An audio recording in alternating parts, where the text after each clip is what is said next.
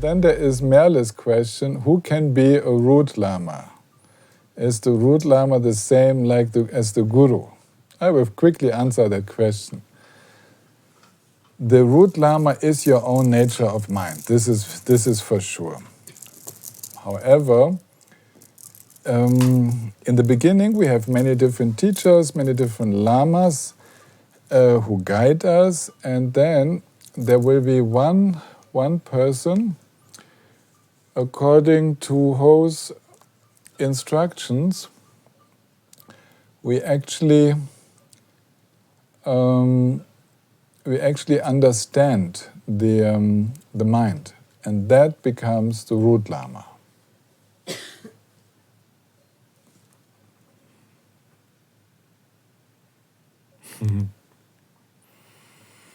Okay, so the root Lama is finally, you will find out who the root Lama is, because the teachings of that person open up your mind to the non-dual nature. So that's the outer root Lama. And the outer root Lama has the task to open the path to the inner Guru. And finally, that will be the Guru that you continue your journey with. It's your own Buddha nature. So after Merle's question, I put in at 5:02, this was the first teaching. And I put in the notes of video 12, Zoom 1, Generating Confidence, Basic Explanations. So if you copy that, then you have the A and B. This was the first afternoon of teachings, right? I see that it was that the chat function is not big enough to have really long text, so it stops with the primordial abiding nature. Yeah, it stops there. I will copy that in later, but you can copy yourself that out before you close your session.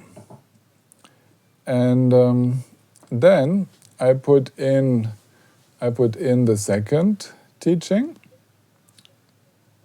which was yesterday, video 13, Zoom 2, Generating Confidence. Mahamudra and Sutras and Tantras. And there you have my notes, okay, of the teachings of yesterday. And then comes 5:06 p.m., the third teaching. But Karin came in, she has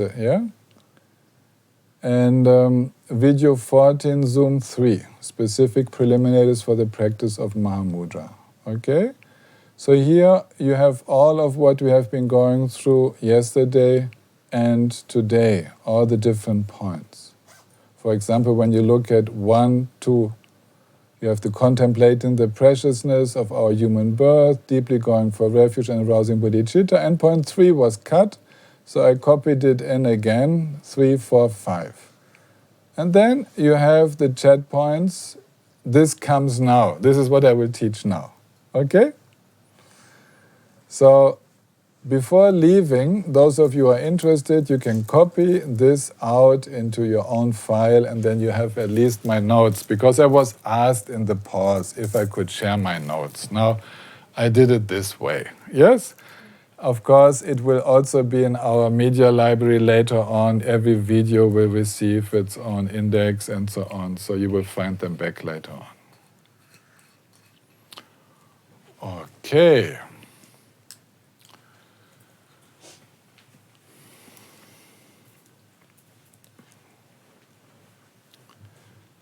I will go back to one question.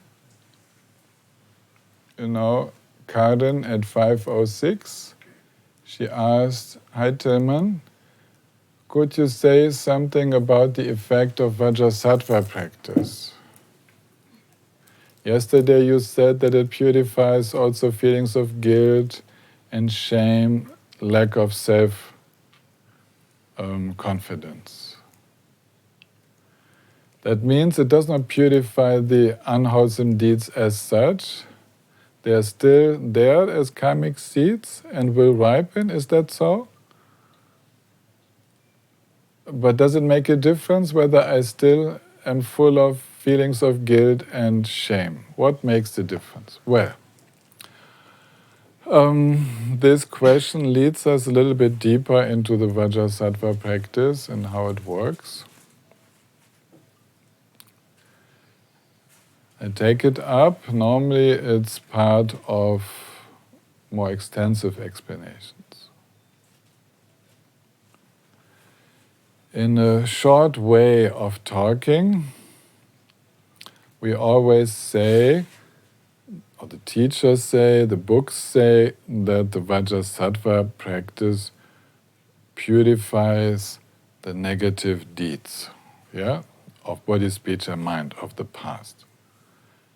But you cannot purify the past, okay? It's just impossible. The past is gone. It's not possible. So the purification happens in the now. And it happens in our own mind.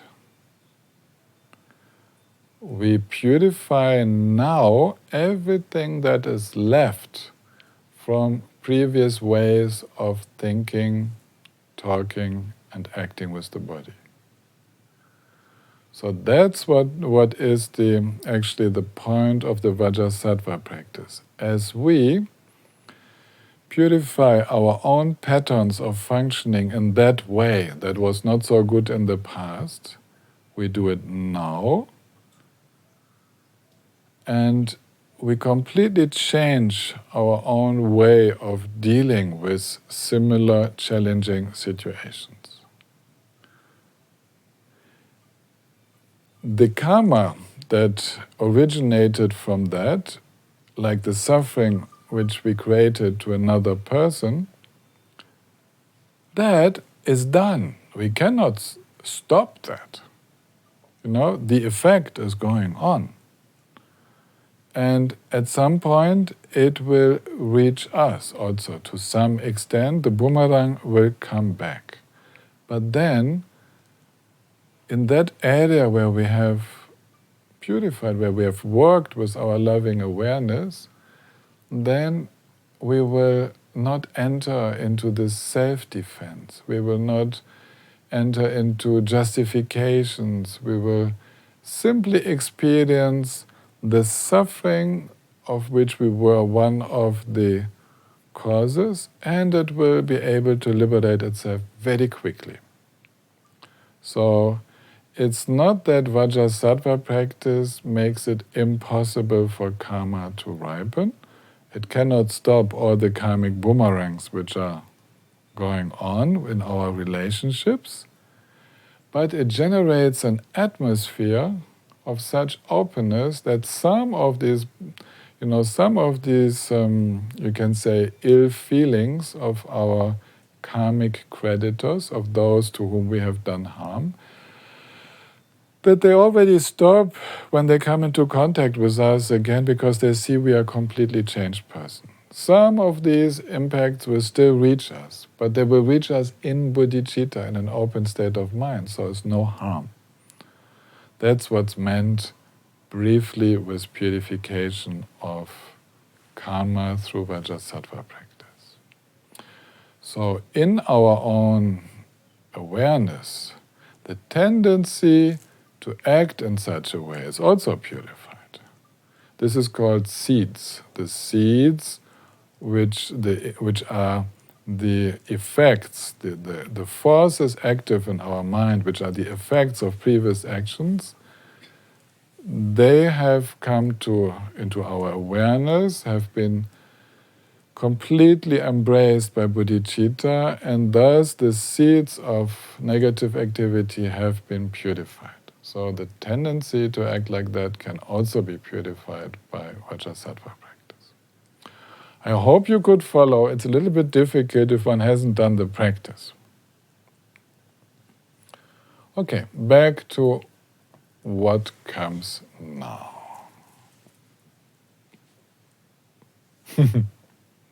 What comes now is now.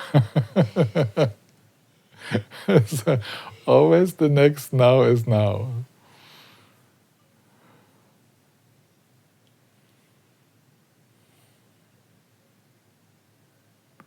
In Mahamudra, we work a lot with these gaps. We allow for gaps. We are not afraid of gaps. There is a natural continuity of mind, even if there is a gap. There's an awareness continuing. And actually, from this state of not knowing, of being in the gap, that's a very favorable condition to start meditating and to enter the new situation. So in the next teaching, I will just do a little bit of it, are the preliminaries for every Mahamudra meditation. And you will see it helps us to enter into meditating a little bit later. It's basically a summary of what we have already seen. Not all of it. We are in Moonbeams, pages 168 following. And the first point is what we should always take care of. So we preserve wholesome conduct with mindfulness and alertness. So this is Shila, the wholesome conduct, which is always the basis for our practice. If we have done something which has disturbed our mind, for example, if I had to work in the garden and I have damaged some worms, some insects and so on, then before entering meditation, I cultivate a moment of regret and of making prayers for them and just to clear it out, that obstacle due to my conduct, lacking mindfulness, lacking love. Yes. And then I start to meditate. And we keep that. We keep that throughout our life. And when we start to meditate, we remain free of attachment and aversion in the 6 sense fields. Okay, let's do that before I even continue. What does that mean? Those who have followed my teachings, you know that I'm doing this very often with you, opening the 6 sense fields. But let's do it again.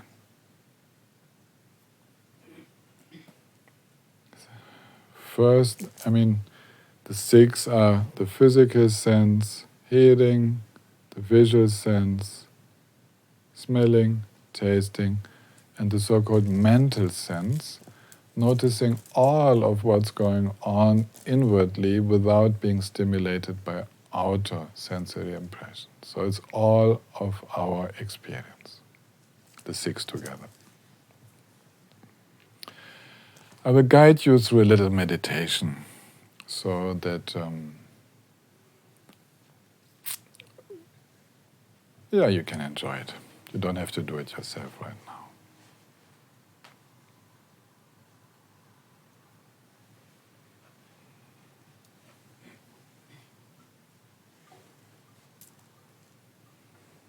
Wherever we are,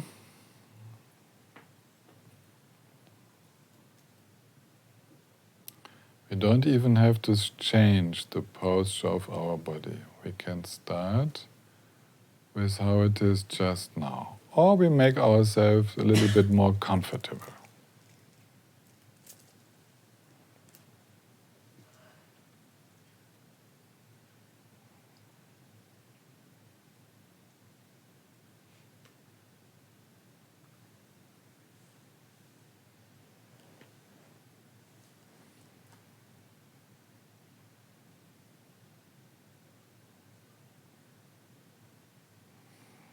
And outwardly, we become silent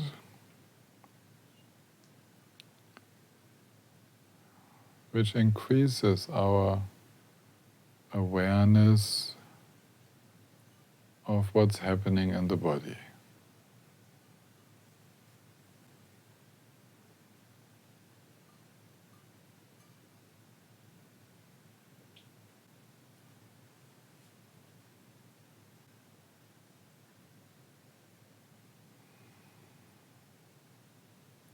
Feel your body. I mean, we cannot feel the body. Actually, we feel lots of different sensations.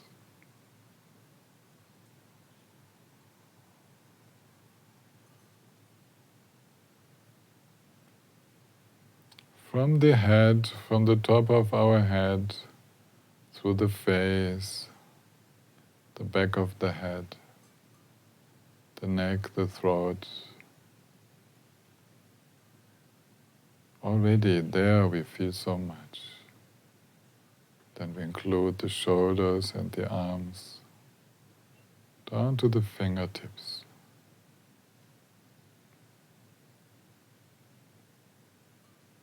Include the upper part of the chest, the upper part of the back, the abdomen, the lower part of the back,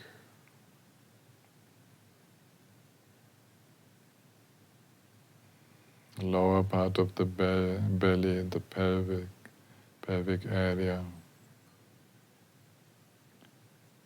the lowest part of the back, the buttocks. Like this we move down, including the thighs, the knees, the calves, the ankles,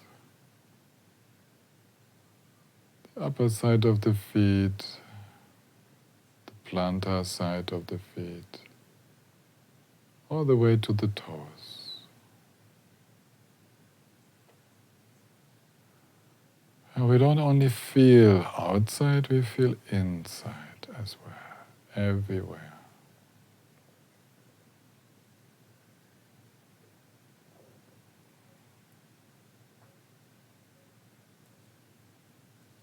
Now to do that without attachment means that we give no preference to pleasurable feelings.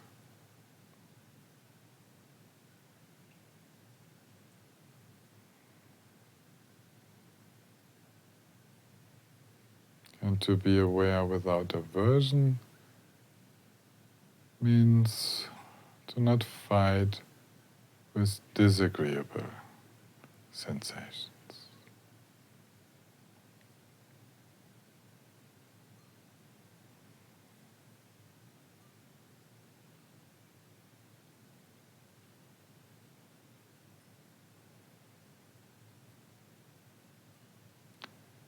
And please already be aware of the changing nature of those physical sensations.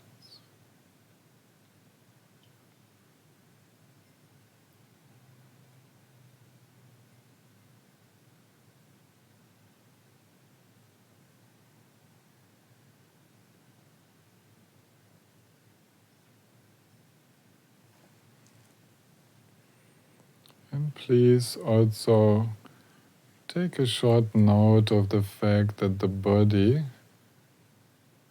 does not have such definite limits. What we call body is more or less an idea in mind combining all these various sensations into one.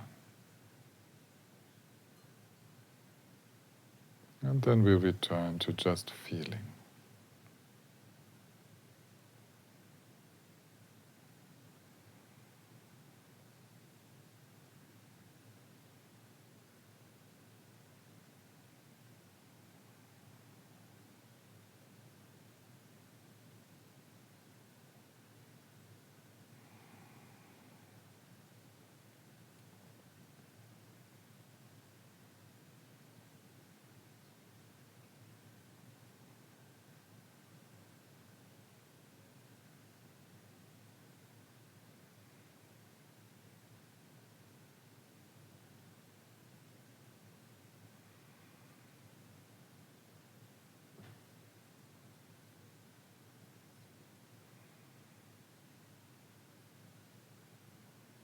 We do the same with the visual field, but we don't have to scan actually every detail of what we see. It's enough to be seeing without giving preference to one color or another color. Being open, open eyes, not closing off, seeing without comments, seeing without attachment and aversion, just seeing.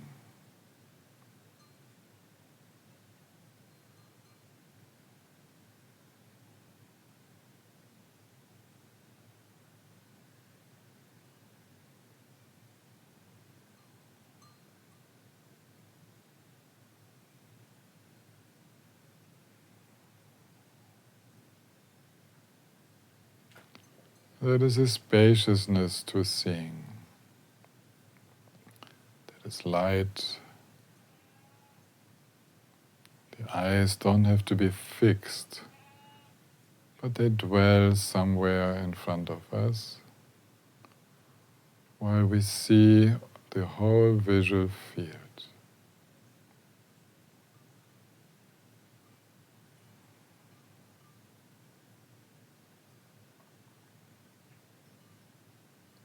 And we hear.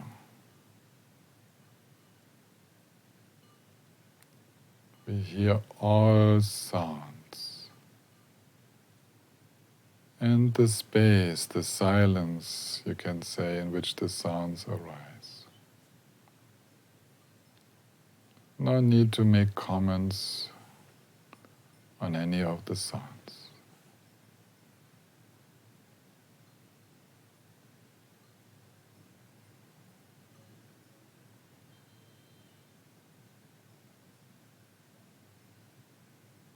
We have 3 senses activated now.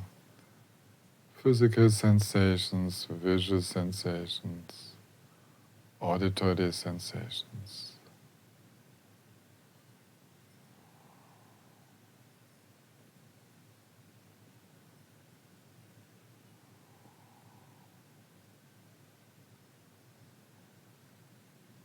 Tasting and smelling can also be included.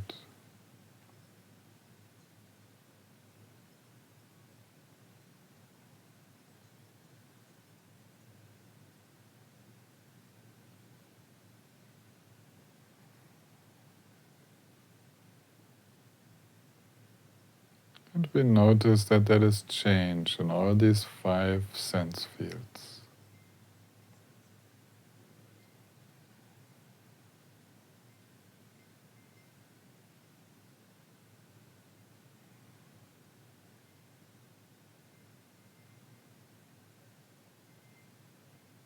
You might also notice that sensory perception just works by itself.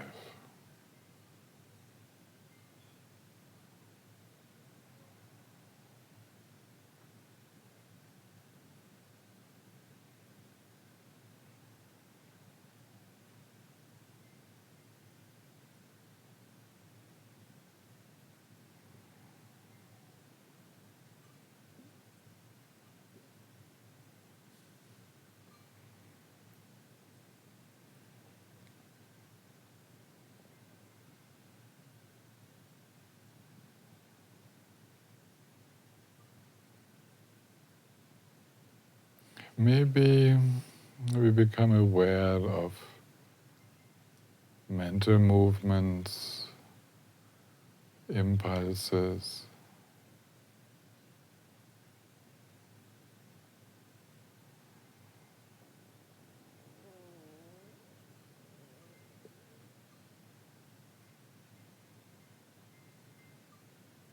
We might become aware of mental movements stimulated by sensory impressions.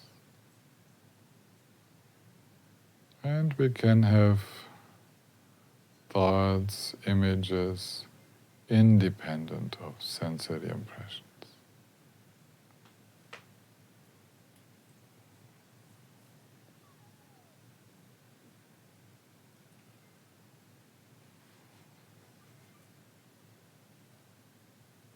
free from attachment, free from aversion, being aware.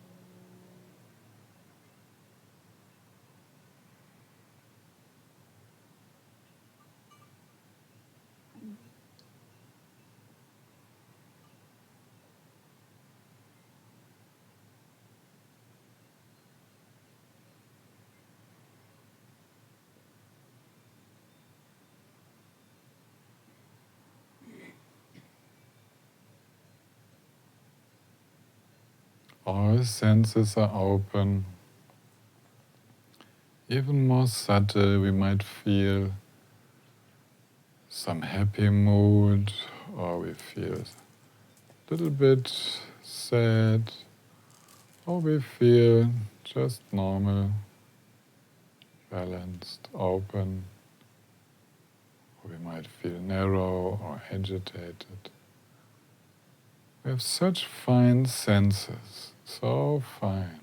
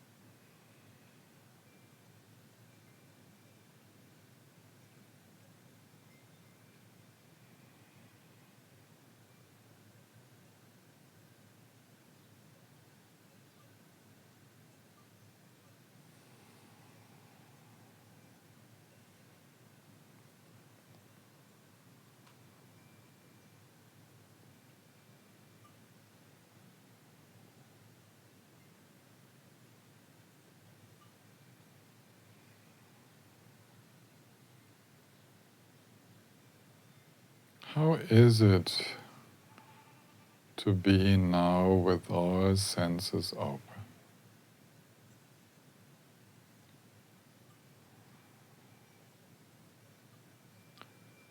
And not reacting with attachment and aversion.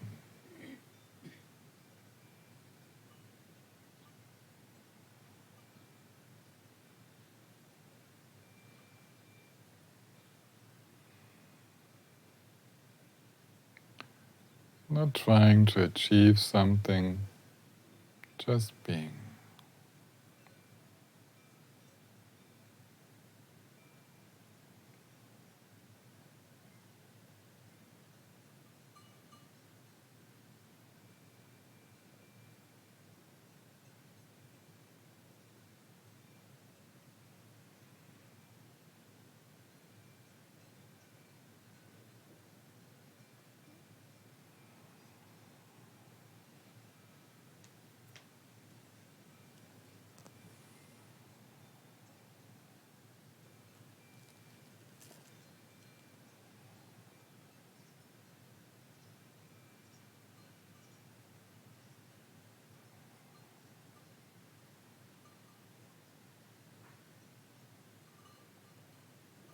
Okay, so much for now.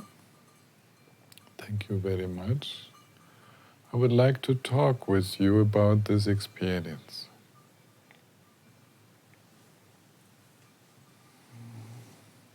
This is called a preliminary to Mahamudra. It is not yet Mahamudra. Okay? This is shamatha, what I guess most of you have experienced now. This was a guided meditation, you were following the instructions, you were opening your awareness in the different fields, and all of this was done with a little observing activity. Okay? You might have experienced a peaceful state of mind. This is entering shamatha, calm mind, with the help of opening all six senses. It is one of the slightly more advanced techniques of entering a calm mind. Instead of using just one sense field and one task in that sense field, for example, to meditate on a candle, one visual impulse which serves as a focus, then we opened to all the fluctuating sense impressions, but without attaching to them. So that's what created the calm. Now from that calm, this is the preliminary, we can move forward into insight. We can look into how it is. This is the technique of insight practice, is to ask ourselves little questions. How is it actually? How do the sense perceptions arise? How do they pass away? Do they stay in between, or how is it actually? Do they pass away as they arise? You know, we are interested to know, is someone doing that? Have you been doing that meditation, or has awareness been aware by itself? Did you have to tell your mind to be conscious? We ask questions. These are the inquiry questions leading into a more precise perception, more precise feeling, more subtle feeling of just how it is. The idea of these questions is not to have intellectual answers, but to stimulate a finer sense of just how it is to be. And for example, we could look, where is there any remaining tension?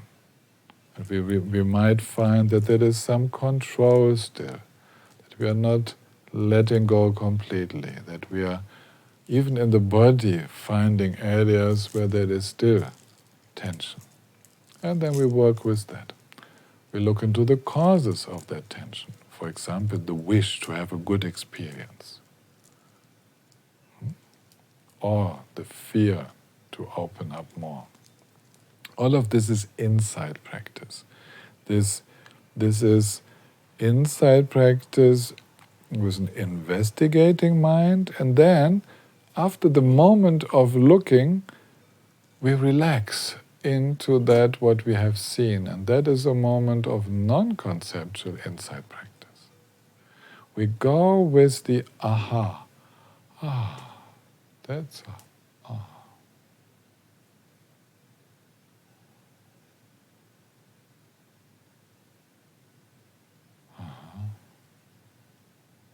We discover simplicity, for example, how simple it is, and we go with that, we relax more with that. Every insight, every true insight helps us to open more. So each little understanding of how mind is, we go with that and we open up into that. And that's the non-conceptual insight practice. And as the insight leads us into a complete letting go, no need to control. We can forget ourselves, truly forgetting ourselves beyond subject and object, beyond someone meditating and his or her meditation. That's non-dual presence, and that's Mahamudra. Okay? That's why this opening the six senses is called a preliminary. Because from there we can go into all fields of experience. We do not exclude anything. All senses are open. So we don't close the eyes. We open them because we want to know the nature of all phenomena. Sometimes we can close them, okay, when we are tired, but normally that's like with the emotions. We open to everything that is. We don't avoid one. Okay, that was why it's called a preliminary. And then the next point is being fully alert and mindful in all our actions of body, speech, and mind. That's the next point.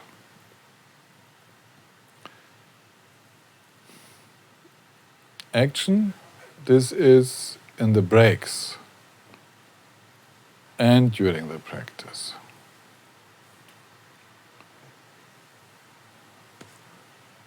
Being fully mindful means being fully present, being there. And alertness means to notice when a distraction comes in. These are two terms which a little bit, they point to different capacities of the mind.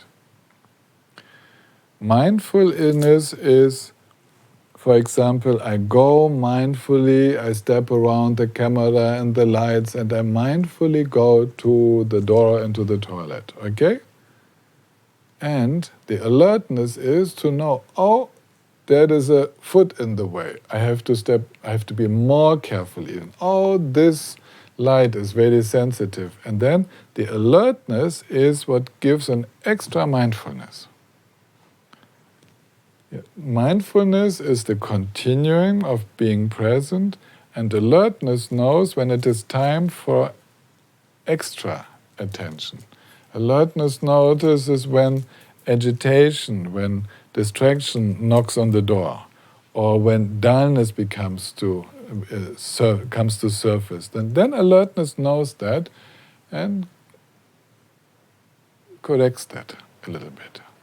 So you can combine mindfulness and alertness into one single quality, but one is that which maintains, which is continuous, and the other one always looks for challenges appearing. It's more like the security officer. Yeah, it's like watching out and keeping us on the track. And we need that. Someone talks to us, oops, now I better relax because there's a little challenge coming. Yes? This is the alertness. And the mindfulness maintains the relaxation. Okay, the next point is enjoying moderation in eating, drinking, and so on, taking food as medicine. The point is here that we enjoy moderation. It goes with the joy. We are not talking about making a program for ourselves to be strict and so on, but to enjoy a meaningful way of dealing with food, with drinks, with sleep, and so on. All the sensory inputs that we enjoy, to use them as medicine. Listening to music, for example, we can enjoy in as much as it helps to open our heart-mind. When it becomes a distraction, or it kind of becomes even a veil, a cloud, we can't feel our own state of mind, then it's not helpful. Same with food.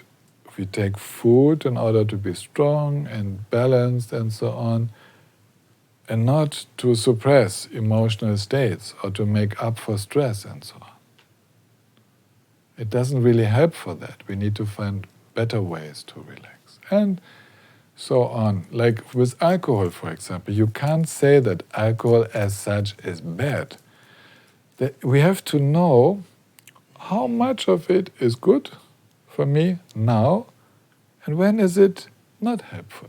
We have to know that. And then in every situation, we need to find out what's good now. So moderation is wisdom. It's the wisdom which knows when to stop. How much is good. Moderation in sports, for example, in physical exercise. Also, we can do too much. We can do too little. All of that is the wisdom of knowing the right dose. So that's the basis for Mahamudra. This is a preliminary for Mahamudra, because it helps the body so much, the organism so much, to be in a balanced state, that the subtle energies can flow more harmoniously. It's difficult to practice with an open mind when one has eaten too much, when one has drunk too much, when one has not have enough sleep, gone to bed too late, and so on. It's like all these things where we go into excesses, it's just a lack of wisdom. And if we are wise, then we take care and we find it easy to meditate. So this is a preliminary, the wisdom of knowing the right dose in our daily activities. And I think there's one more point. Practicing into the night and early in the morning, sleeping less.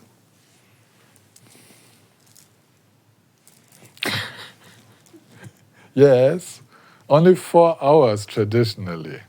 I tell you, that's very hard. When they try to bring that to the West,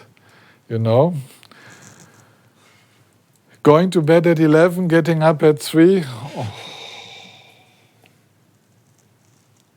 very difficult. But we found a good way of dealing with that. Gene Rinpoche was really nice about how he explained that to us. The moment to get up is when you have the first conscious thought. Okay? You've had your sleep. We're talking about the normal sleep, not about the sleepless person. Okay?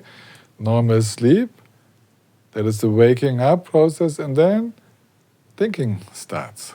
And that's the time to get up. Exactly then. Not to turn around, not to pull the blanket over. That's the moment to get up. And in the evening, we meditate, if possible, until we feel the sleep is really coming. We feel that sleepiness, which demands to lie down. And then it's the moment to sleep. So don't compare yourself with others. Each one of us has a different constitution.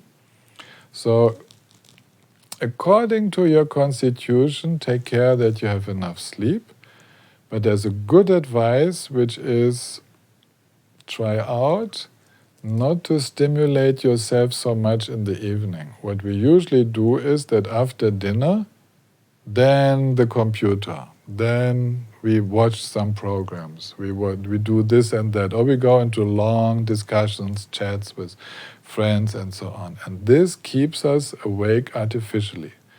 The problem is that in our world we have so many light bulbs, we can make night into day. We have the internet and all the other media, which can make a substitute for communication all through the night.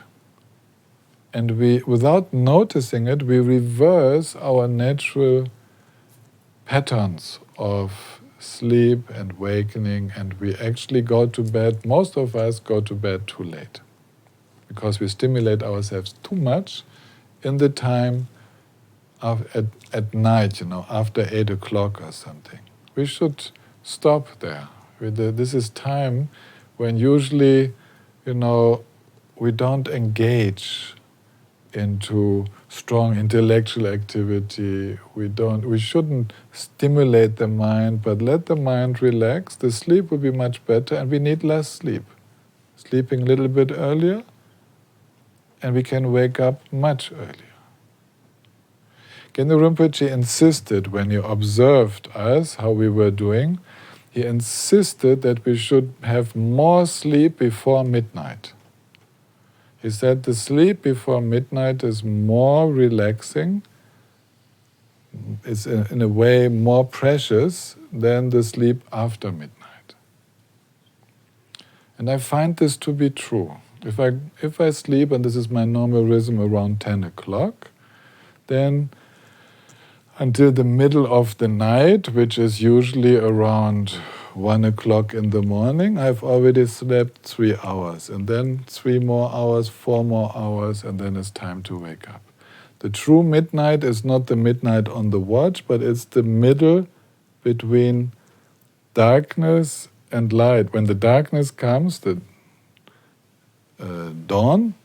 dusk and dawn. You have to take the middle between the two. That's midnight.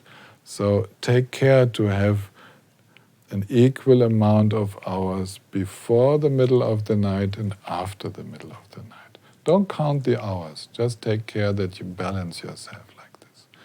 And not to stimulate continuously every night, every evening, until you're over your limits already.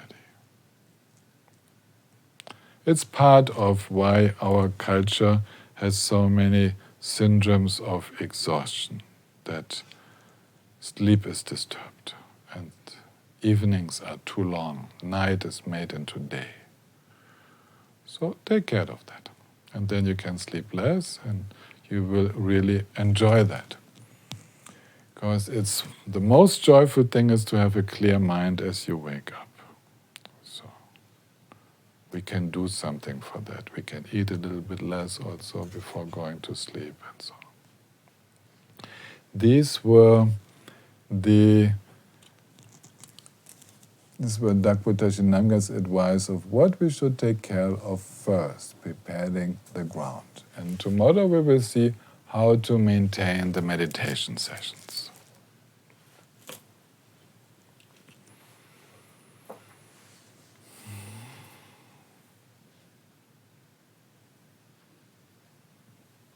Let's conclude with a moment of silence, of silent presence.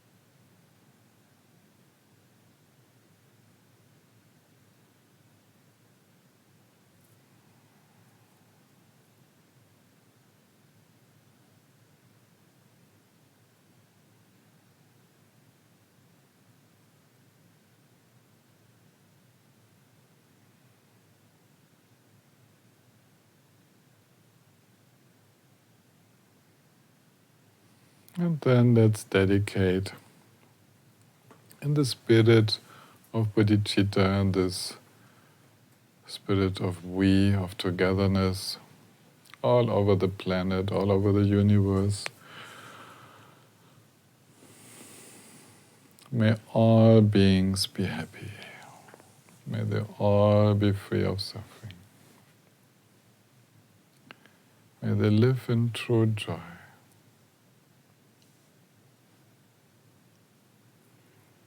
And the deep equanimity of wisdom, of knowing the nature of all phenomena.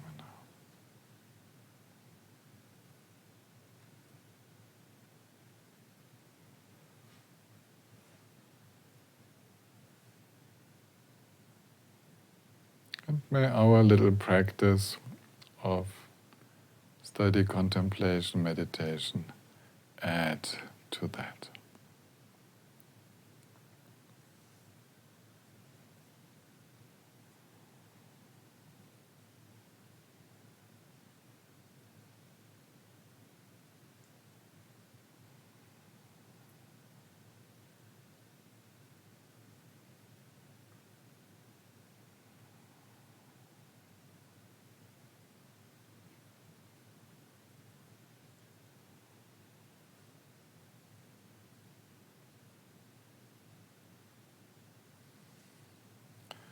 Sunam de ye tam jazim panin tom nene pedranam pam jena Gangana balam jumpayi Sipet solen jawai shuen champe pawan jita kampada Kundu zampo de yan de shinta Deda kunjin jesun da lonjing Gawan den dan dam je dam dungo Sang ye ko song ne ben jen lam dang Jene men jun dem ben jen lam dang Gandam men jen ben jen lam ji Jen dang o wa men lam dum pa